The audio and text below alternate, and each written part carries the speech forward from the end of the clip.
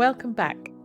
If you're joining us for the first time, genuinely and warmly welcome to you. My name's Joanne Avison, and this is a podcast about fascia, movement, and the deeper intelligence of the living body. Namely, how we incorporate sacred geometry in all our form and forming. There's a lot here for you, and I would encourage you when this episode is done to maybe go back to the beginning of this series and travel the journey that brought us here. It's worth it. And for those of you who've been here from the start, thank you. The conversation in the comments has been extraordinary, and I really do read and answer every single one. I appreciate your genuine curiosity, and I love the feel that you're all sitting around the campfire with me, exchanging stories and thoughts. So thank you, and please do keep your comments coming. We've been on a journey together in this series, a particular kind of journey, and one that I wanted to name before we go further. We began with zero, the empty circle, the wish before the form, the nothingness that contains everything. And from there we moved geometrically and symbolically to fire, the geometry of the first form in the regular shapes, the tetrahedron. 4 points lifting off a flat surface into the first true volume in three-dimensional space. And symbolically, it's the geometry of transformation, the gathering around the flame. In the last episode, we came home to Earth, the hexahedron, the cube, 8 vertices, 6 faces, 12 edges. It's the form that fills space without gaps. It resonates to the shape of the world that we've built around ourselves to a great extent.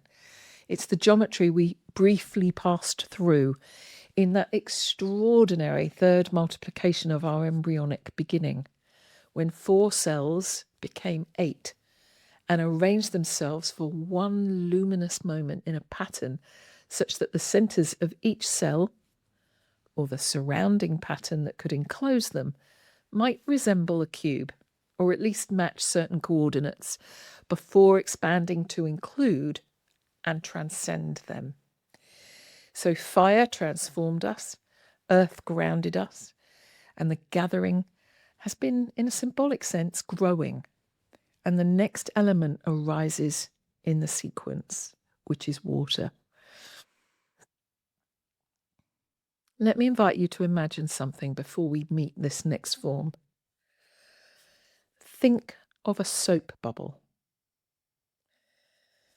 Just for a moment, hold one in your mind. The way it catches light, the way it moves, the way it holds its shape from within. Not because anything is pressing it into that shape from the outside, but because of the intelligence of the forces working within it.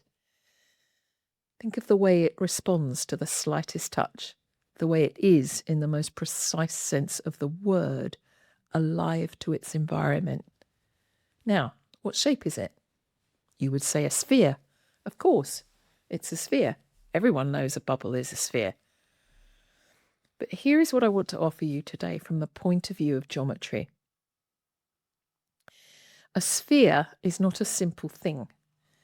A sphere is not just a round surface. A sphere is what happens when an icosahedron increases its frequency to a point high enough that the flat triangular faces become so small, so numerous, so fine, that the eye can no longer distinguish them, and what you see instead appears as a continuous, seamless, luminous roundness. In fact, it's a geodesic sphere. A soap bubble is a very high-frequency icosahedron. Sit with that for a moment, because it changes everything about how you see round things, including the round things you're made of. All of you is round, obviously, and that matters a lot when it comes to truly understanding the human body. The icosahedron is the third of our 5 Platonic volumes, and in many ways it's at the heart of this whole series, just as it sits in the centre of the 4 others. It has 20 faces, 12 vertices, 30 edges, and every single face is an equilateral triangle, and at every vertex 5 of those triangular faces meet. Not 3 as in the tetrahedron, not 4 as in the octahedron that we're getting to.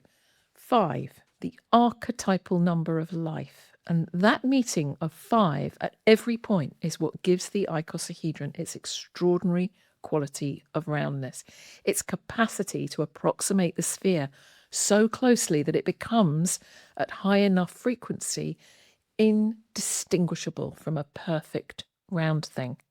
5, the number of life, represented by the seed, the tree, the flower, the fruit containing the seed. We have 5 Platonic volumes because 5 is the number at which regular polyhedra in 3-dimensional space run out. There are no more. Nature gives us exactly 5 blueprints. And the quality of this exceptional shape, the one expressed most fully in the icosahedron, is the quality of water, of flow, of the one form that refuses to lock. Now, in the last episode, we talked about tessellation. The cube tessellates perfectly, the hexahedron. Its faces fit together without gaps, without remainder, filling space completely. That is its genius and its limitation. The icosahedron, however, does not tessellate at all. Its 20 triangular faces will not lock together with copies of themselves to fill space without gaps. They flow rather than lock. They approximate rather than arrive. They reach toward the sphere without ever quite becoming it. And in that reaching, that perpetual, elegant approximation, lies the secret of why living things are built the way they are. This is the moment to bring in something that I find endlessly fascinating, and it connects the icosahedron to one of the most important numbers in the whole of mathematics. You may know the number pi. It's the result of dividing the circumference of any circle, a 2-dimensional sphere, by its diameter. Every circle that has ever existed or ever will exist anywhere in the universe obeys the same ratio. Circumference divided by diameter is always, always, always, only ever pi. And pi is an eternal, infinite number. It never ends. That's a very important piece of knowledge. Imagine for a moment that you are round, and that roundness means you are an eternal, infinite being. What if? Just imagine you weren't supposed to know that, and now you do. Now, this is what drives every logically minded mathematician quietly to distraction. Pi is what is called an irrational number. It cannot be expressed as a simple fraction. Its decimal places go on forever, without pattern, without repetition, without end. We reduce it to the next decimal place to keep it tidy, and we label it irrational as if it is somehow too crazy to be included in real mathematics or rational thinking. However, there is nothing irrational about it. Consider that label is designed to keep its keys from you. Now, a particular genius, a man named Robert Ross, offered what I consider a far more honest and useful description. He called numbers like pi incommensurate, not irrational, incommensurate. He meant they're unclosable, so he named all numbers commensurate or incommensurate, which makes much more sense. Incommensurate means belonging to a different order of measure. That doesn't mean it's wrong or broken or some failure of mathematics or mathematicians. It means it's simply operating at a different frequency to the numbers that close and finish and resolve. Who decided, I want to ask, that eternal means irrational? Who decided that a number that goes on forever is a problem to be solved rather than a mystery to be honoured? Pi doesn't resolve. It continues. It is, in the most precise mathematical sense, infinite, ongoing, alive. I think that's beautiful. Now, the Fibonacci sequence is the closest nature gets to expressing pi in a way that can be captured and used to describe living forms. You may know it. Each number in the series is the sum of the two before it.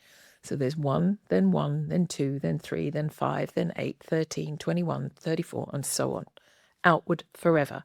As the numbers grow, the ratio between each consecutive pair approaches phi, the golden ratio, which is still incommensurable, and the spiral of the Fibonacci sequence generated approximates pi above and below, dancing around it, never landing on it, never finishing, always approximating. It is worth noting, for those of you who love the Renaissance thread running through this series, that Fibonacci was himself an Italian mathematician of the medieval period, a bridge between the ancient Vedic mathematical traditions and the European world that was just beginning to wake up to what the East had understood for centuries. His sequence is nature's own approximation code. It explains beautifully how the sunflower arranges its seeds, how the nautilus builds its shell, how the branches of a tree or a plant distribute themselves in space, how the fascial matrix elaborates its architecture from our embryonic beginning outward into the extraordinary complexity of the form you are and you are in right now. The icosahedron lives in this territory. It is the Platonic volume that most closely embodies this quality of infinite approximation toward the sphere, toward pi, toward the round. It is, of all the 5 regular polyhedra, the one that most honestly expresses what living things actually are, because it makes sense of you as being in the nature of a rounded, bound water being. Now let us bring this into the body, because this is where it becomes something you can feel rather than simply understand or learn the logic of. We are mostly water, and you've heard this before. Approximately 70% of the human body is water by weight, but that framing, while accurate, slightly misses the point. We're not a bag of water with some solid bits floating in it. We're a liquid crystal matrix in which water is not simply present, but very specifically organized. It is structured. It is bound, held within the architecture of the fascial matrix in a way that gives it properties that free water doesn't have. Essentially, the water in your body is more like gel, which I can make sense of for you in a way. Think of jelly or jello that you can make for your kid's birthday party. When you make it, besides the sugar and colour, etc., it is roughly 98% water and 2% protein.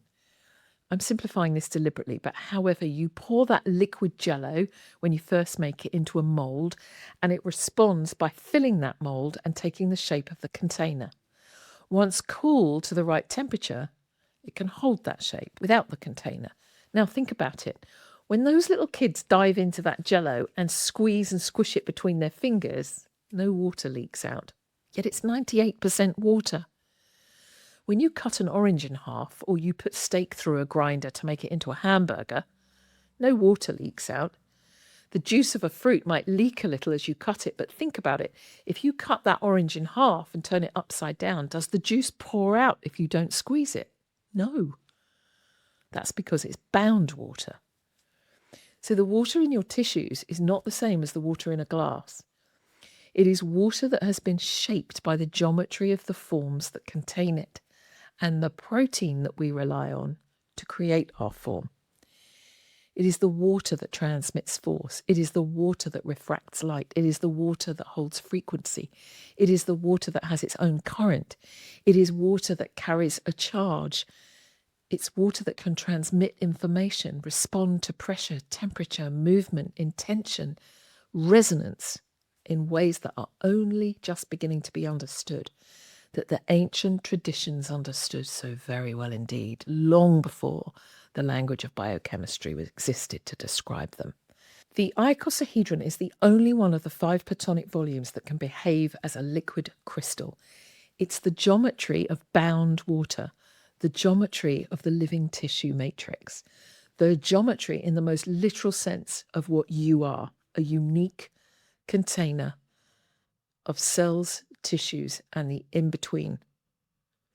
Everything is round. Everything you are relies on the icosahedron for its liquid crystalline nature. And here is something that I want you to really sit with, because it's one of the most important things I'm going to say in this entire series. There is a principle that my colleague and close friend John Sharkey, one of the world's leading anatomists, expressed with characteristic precision when he said, "Tensegrity is the model that binds, and it binds all the other models." We will spend a whole series on the people who brought tensegrity into our understanding of living form. But for now, I just want to plant the seed. Tensegrity, at its most essential, describes a structure that maintains its integrity through the continuous interplay of tension and compression, distributed throughout the whole architecture simultaneously, with nothing stacked, nothing leaning, nothing dependent on a single point of support. Tension and compression are co-creative forces that join in a very particular arrangement of very specific geometry to form every cell, every form, and the in-between of our forms. The geometry of that structure, at its most fundamental expression and throughout its architecture, is icosahedral. It is not cuboid. It is not tetrahedral, though the tetrahedron is the irreducible minimum. It is not hexahedral, though we briefly were one in that first 8 cells moment of transcendence. It is icosahedral. The tensegrity icosahedron is the geometry of the cell, of the fascial matrix, of the living, self-organizing, force-transmitting, liquid crystal architecture you inhabit and are. John Sharkey and I coined a term together for how the fascia specifically abides by these principles. Fasciategrity. Think about it. It is the fascia's relentless, beautiful, scale-free expression of tensional integrity, from the organization of your cells to the organization of your whole body moving through gravity, from the microscopic wrapping of every muscle fiber to the pre-tensioned sleeve of your whole outer form, your skin. Fasciategrity. We humans don't do squares. We do round things and tubes. That's it. We're spirals with chirality inherent to our form. The end. All the stuff based on linear ideas are just that, linear ideas. The body doesn't care if you call it biomechanical. It has nothing to do with that. It isn't, ever. There is nothing linear about a non-linear biologic form whose architecture is based on the icosahedron, the so-called tensegrity icosahedron, that about 6 people in the whole world actually understand. I hear an awful lot of nonsense about it, so I'm not surprised so many people on social media say it's nonsense, because so few people actually describe it accurately. Now, let's bring in what may be the most astonishing thing about round things. The principle that connects the soap bubble to the apple, to the cell, to you. Round things, close pack. That means if you fill a box, let's say it's a cube box, with oranges or tennis balls, they will arrange in a very specific way.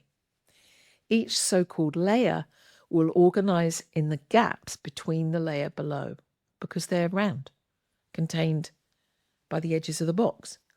And imagine if you could draw a dot in the center of every ball, join those dots, and then disappear the balls or the oranges, you would have what's called a model of a tensegrity mast. you would see the icosahedrons. That's not a poetic statement. That's the founding law of nature for soft matter round things. When round things are gathered together inside a containing membrane, whether those round things are cells inside an organ, organelles inside a cell, apples inside a bag, or people inside a room, they do not stack in cubes or tessellate. They close pack as spheres, which means they close pack as high-frequency icosahedrons, and the geometry of the spaces between them, the in-between, the connective tissue ground substance, the fascia, organizes itself according to the same icosahedral principles, and it gets more complex. But the principle stands that they don't tessellate. They close pack, and that means they can move. The water is contained by the geometry, and the geometry is the architecture of the water. Mostly in the body, apart from urine, water is bound, and that means it's structured, not to be beaten into submission, but to transmit forces into very subtle patterns and pathways that allow us to move and keep moving. Because the Tensegrity icosahedron doesn't lock. It isn't designed to. It's designed to move in a contained and adaptable architecture. It's not designed to be static like a building or a statue. So from organelles to organs to organisms, it's the same law, the same geometry, the same scale-free algorithm, expressing itself at every level of living organization simultaneously. That's not a metaphor. That's what is actually happening in your body right now as you listen to this. From the organelle to the cell to the organs, and the organs inside you as an organism. And I want to say something here about the in-between, because this is where some of the most important work in the last decade of understanding the body is happening, and it connects directly to what we're discussing. There are researchers now working at the frontier of understanding what happens in this fluid, living, constantly changing architecture of the connective tissue at the level that lies between the microscopic structures we can name and measure and the macroscopic movement we can see and feel. This is the territory of the infinite irregular polyhedra. Remember, we have 5 finite regular polyhedra, 5, the grammar of nature. The icosahedron is the most complex of them, the most round, the most fluid, the one that's designed to not lock. There are, at the equal and opposite energy in nature, an infinite number of irregular polyhedrons in the in-between structures. The infinite irregular polyhedra are like the language as it's actually spoken, in all its variation, its genius, its individual uniqueness, in you at this moment. We will return to this territory in a later series because it deserves its own full exploration. But for now, simply hold this. The 5 regular, finite number of volumes of a structural code. The infinite irregular forms are what living tissue does with that code in real time, in response to every breath, every movement, every thought, every touch. They are the in-between of all the structures. That is not stability. That is something far more interesting than stability.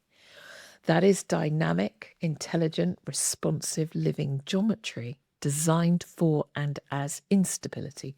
It wobbles, it changes, it adapts as it travels over the ground. It naturally undulates like the terrain that you are, not like train lines, like non-linear terrains. That is you. Think of the ground in the forest.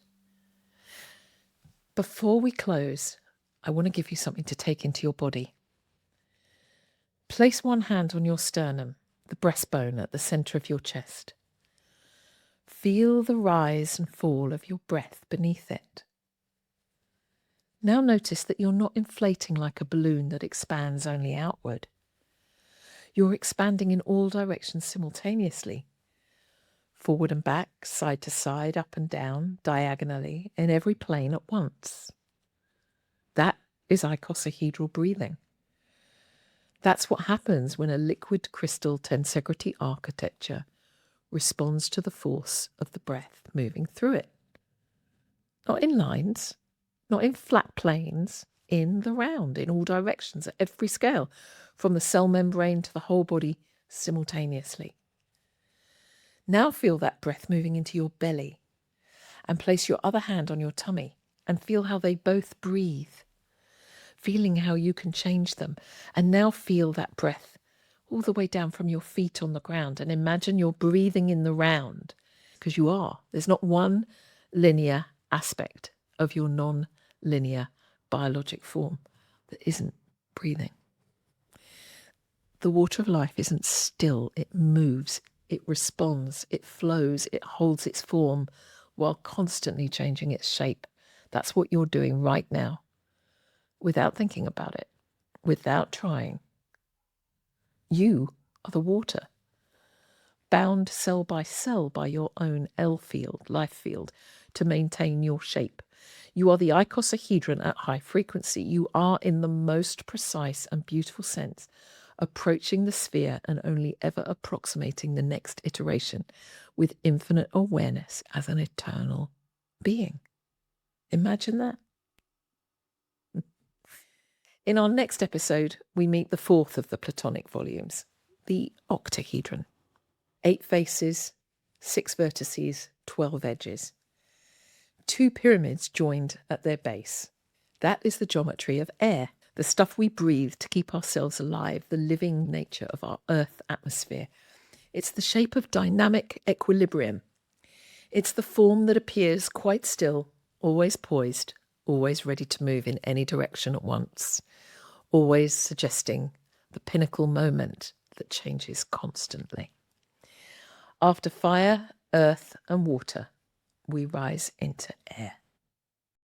I will see you there.